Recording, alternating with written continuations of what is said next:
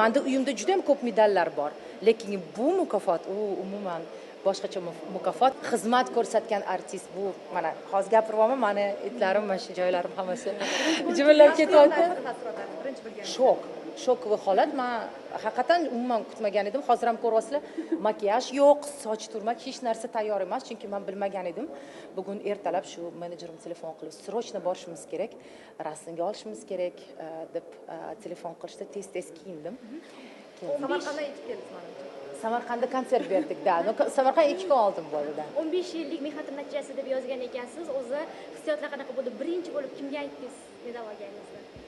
Ota-onamga. Farzandim yonimda edi, tushunmaydi kichkina.